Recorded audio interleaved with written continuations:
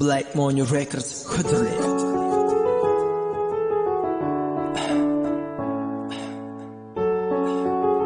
Mekan Five Star, yine Five Star. Bu sevgi yaşat yakabeti, on bilen yaşamalı. Bunların içinden bir oğlan aşık oluptur bir gıyda. O gıyda yüreğini beren son şeyle bir kıtkanıptır hemmeden. Ehli kişagıdıklı yeri nerede aşık oluqa diyersiniz. Elbet olur ilkinci öz okuvunla birbirini görüptür. Yönü olğuydu bu oğlanın duygusuna hiç hili kızgın bakman son. Yoksa da o diyen oğlanımızın adı İsmail. Ol öz aylarına yetmek için kıyınçalıklara döz geliptir. Onun doğru gözüne bakmak bilen öz sevgisine cevap isleptir. Bu sevgi yüreğine giren son hiç unutulmayacak duygu. Bu sevgi terk etmez seni, ona yürek bilen anılmalı.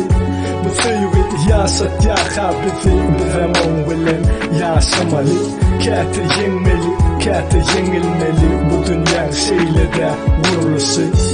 Ençe ay, ençe vakit sevgide yaş del, söyüp başarmak bilmenir kıyıp fikrinden denip. Oğlan bolsa yeniden karışıp kaçan sevgisini aytar kadiyip bu kıyı düşünmeyen sevgiye koyup bir vakit aradan geçen son günler oğlana gelip de kulluktan çakılı. Sonra son yine yüreğine dur barıp da aylarını göreyim deyip ona aytıp da menem gitmeli. Sen karışırmın bana vefalı. O kız bakmana çalışıptı söyünü inni olsa 2 yıl sonsuz geçirmeli. Söyüp yakan bilin söygün kadrını son vakit alır elinden onu. Bu sevgi yüreğime giren son hiç unutulmayacak duygu.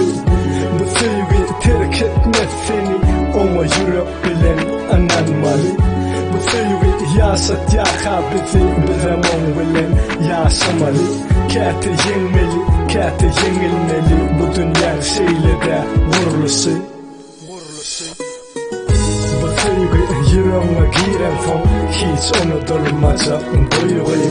Bu sevgi terk etmez seni, ona yürek bilen anılmalı.